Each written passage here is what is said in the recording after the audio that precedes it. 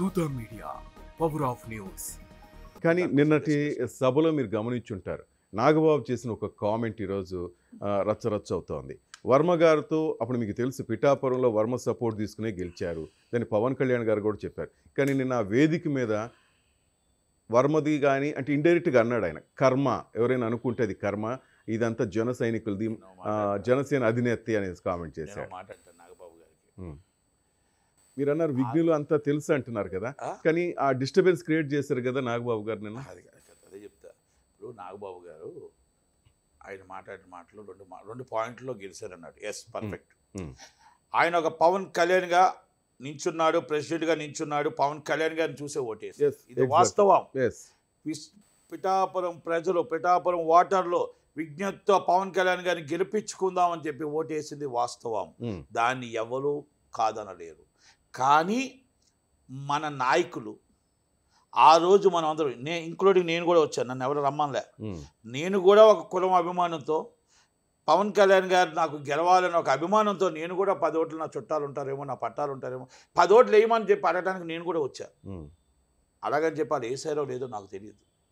నేను భాగస్వామిని, నేను గెలిపించానని గొప్పగా చెప్పట్లా.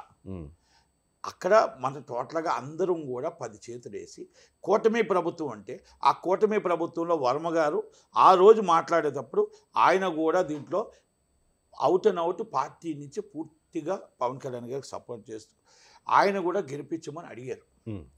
ఆయన అడగడంలో తప్పులేదు, బీజేపీ వాళ్ళు అడగడంలో తప్పులేదు, నాగబాబు గారు అడగడంలో తప్పులేదు. సో మెనీ నాయకులు అందరూ కూడా, శంకర్ గారు కానీ ఇంకోటి అందరూ అడిగారు. అంటే వీళ్ళందరూ కష్టపడ్డారు. మీరు ఎప్పుడు ఆ మాట ఎప్పుడు అన్నారు? మీరు ఈ డైలాగ్ ఎప్పుడు చెప్పాలి? మీరు పవన్ కళ్యాణ్ గారు నామినేషన్ వేసిన రోజు వర్మ గారు అక్కడ నించున్నప్పుడు, వీళ్ళందరూ నించున్నప్పుడు మీరు ఎవరూ అవసరం లేదు, గెలుపు ఆల్రెడీ డిసైడ్ అయిపోయింది, పిఠాపురం వాస్తువులు ఆల్రెడీ డిసైడ్ అయిపోయారు, దానికి దయచేసి మీరు ఎవరు కూడా ఇది మీరు మామూలుగా మీరు ఏదో ఉడతా పడతా సాయం చేస్తున్నారు తప్ప దయచేసి క్రెడిట్ గోస్ట్ మీకు సంబంధం లేదు, మీరు ఎవరు సపోర్ట్ చేయాల్సిన అవసరం లేదు. నాట్ సపోర్టెడ్, సపోర్ట్ చేశాను అంటే మీ కర్మ అని ఆ రోజు మీరు చెప్పుంటే బాగుండేది. కానీ ఈరోజు అయిపోయిన తర్వాత వాళ్ళకి కృతజ్ఞత, ఒక్క ఓటు వేసేవాడికైనా కృతజ్ఞత చెప్పాలి. పిఠాపురం వాసి, పిఠాపురంలో 4 ఓట్లు, 3 ఓట్లు, 5 ఓట్లు ఉన్న వర్మ గారు, వాళ్ళ ఫ్యామిలీ ఓట్లు ఉన్నాయి కదా, పోనీ ఆయన చెప్పి ఎవ్వరు వేయలేదు. వాళ్ళ ఫ్యామిలీ ఓట్లు అయితే వర్మ గారు వేసి ఉంటారు కదా, మరి ఆయన కృతజ్ఞత చెప్పాల్సిన బాధ్యత ఉంది కదా, థ్యాంక్స్ చెప్పాల్సిన బాధ్యత ఉంది కదా. మీరందరూ పిఠాపురం వాసులు అందరూ కలిపి, మీరు కూటమి నాయకులు కలిపి గెలిపించారు, థ్యాంక్ యూ వెరీ మచ్ అని మీరు ఈ సభలో మీరు చెప్పుంటే, ఎలక్షన్ తర్వాత ఫస్ట్ సభ అది, చెప్పుంటే ఆనందించేవారు. మీరు ఎవరైనా క్రెడిట్ గోస్ట్ మీద అనుకుంటే మీ కర్మ అంటే, రేపు 29 అదే మాట చెప్పండి, రేపు 28 అదే మాట చెప్పండి. ఎస్, పవన్ కళ్యాణ్ గారు అడ్డే ఒప్పుకుంటాం, పవన్ కళ్యాణ్ గారికి ఓటేసింది ప్రజలే ఒప్పుకుంటాం. కానీ అది రాత్రి అనగా పొగలనక ఒక సీటు చేసి సీటు వదిలేసుకొని టీడీపీ పార్టీ చెప్పిన నమ్మకానికి పవన్ కళ్యాణ్ గారికి అహోరాత్రిలో కష్టపడ్డాడు. ఓకే, నాట్ ఓన్లీ చాలామంది కష్టపడ్డారు, ఆ గోస్ట్ ఎవరికి ఇవ్వద్దు. కానీ ఆ కర్మ అంటే అందరికి వర్తిస్తుందా? ఆ పదాలు మీ కర్మ అన్నాడు. రేపు ఇదేమంటానంటే ఇదే కర్మ మీకు వర్తిస్తుంది. కాదు, ఇదే కర్మ రేపు 28, 29 మీరు ఇదే వచ్చి ఇదే డైరెక్ట్ బిఫోర్ పాస్ట్ ప్రజల నిర్ణయం అయిపోయింది. ఎవరు కూడా రావద్దు, మీరెవరు ప్రచారం చేయొద్దు, ఎవరు రావద్దు, నాయకులు ఎవరు రావద్దు. మీరు కానీ నాయకులు వచ్చి ప్రచారం చేస్తారంటే మీ కర్మ. ఆల్రెడీ పవన్ కళ్యాణ్ గారి గెలుపు ఆంధ్రప్రదేశ్ అయిపోయింది. మీరు ఇంట్లో కూర్చోండి, గెలుపు అనేది పవన్ కళ్యాణ్ గారు చూసుకుంటారు, మీరు ఎవరు రావాల్సిన అవసరం లేదు. వచ్చినా మీరు చేసినా మీ గోస్ట్ అడిగితే మాత్రం మీ కర్మ అని ఒక మాట అనండి.